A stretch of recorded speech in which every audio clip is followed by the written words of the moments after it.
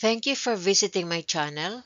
Before we start, please hit the subscribe, like, and share buttons to receive notification of future presentations. Our topic for discussion is the doctrine of processual presumption.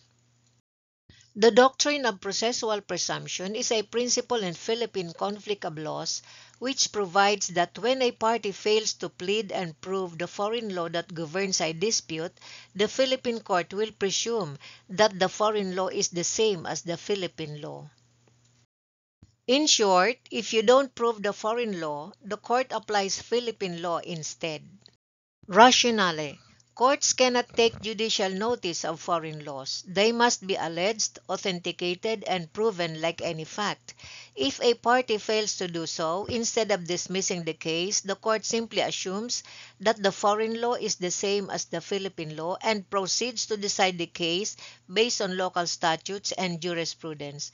To avoid dismissing the case outright for failure of proof, the court applies Philippine law as a matter of convenience and fairness. Legal basis. The doctrine is not statutory but judicially created, stemming from the rule that foreign laws are facts that must be pleaded and proved according to the rules of court. Rule 132, Section 24 is the guideline which is reproduced here under for easy reference. If not proven, courts cannot take judicial notice of them. Thus, the local law applies by presumption. The following are illustrations or examples where the doctrine of processual presumption is applied. Example number 1, marriage validity. A Filipino marries in Japan. In a later annulment case in the Philippines, one spouse argues that the marriage is void because Japanese law was not followed. But they fail to prove what Japanese law requires. Court ruling, apply Philippine marriage law. Assume Japanese marriage law is the same as the Philippine law. Example number 2. Property acquired abroad. A Filipino couple buys property in California. In a Philippine case involving property relations, a party claims that California community property rules should apply but does not prove California law. Court ruling, apply Philippine Civil Code. Assume California law is the same as the Philippine law. Example number 3, foreign contract. A loan contract was executed in Dubai and one party argues that UAE law governs interest rates but did not present certified copies of UAE law. Court ruling, apply Philippine Civil Code provisions on obligations and contracts. Example number 4, foreign contract. If a contract executed in Japan between two Filipinos is brought before a Philippine court and the Japanese law is not proven by competent evidence, the court will presume Japanese law is the same as Philippine law and decide the case based on Philippine law. Leading cases. The first case is Garcia versus Recio, GR number 138322, October 2, 2001.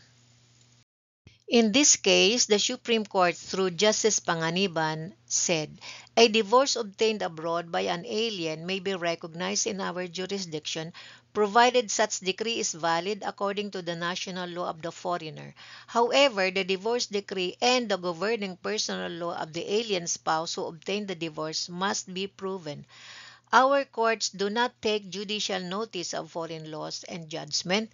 Hence, like any other facts, both the divorce decree and the national law of the alien must be alleged and proven according to our law on evidence. In this case, Recio married a foreigner abroad. Later, he married a Filipina, Garcia. It was claimed that the foreign divorce from the foreigner made Recio legally capacitated to remarry.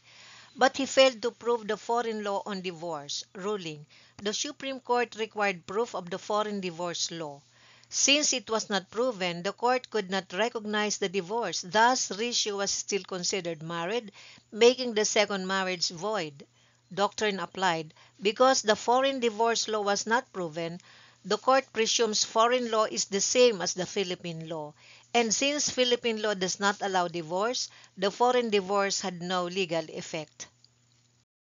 Doctrines. Number one, foreign law is a question of fact and must be proven.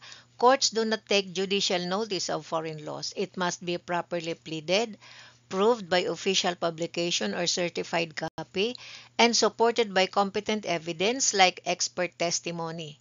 Resio failed to do this. Number two, doctrine of processual presumption applies. When foreign law is not properly alleged or proven, Philippine courts will presume foreign law is the same as Philippine law. Since Philippine law does not allow divorce and Australian law was never proven, the court presumed no valid divorce existed. Number three, the second marriage is void. Because Horatio failed to prove that he was legally capacitated to remarry, his marriage to Garcia was void. Key takeaways. A foreign divorce must be proven like any other factual matter. Courts cannot presume the content of a foreign law. Failure to prove foreign law results in the application of Philippine law. Philippine law does not allow divorce, so the foreign divorce is ineffective unless properly proven. This case is a foundation of the processual presumption doctrine. Another case is Del Socorro versus Van Wilsem, GR number 193707, December 10, 2014. This case pertains to a demand for support from a foreigner. The Supreme Court, through Chief Justice Diosdado Peralta, ruled that the obligation to give support to a child is a matter that falls under the family rights and duties. Hence, since the respondent is a citizen of a foreign country, he should be subjected to the laws of his country and not to Philippine law as to whether he is obliged to give support to his child.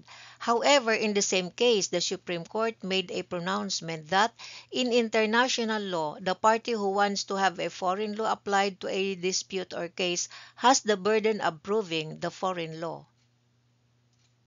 In the present case, the respondent hastily concludes that being a national of the Netherlands, he is governed by such laws on the matter of provision of and capacity to support.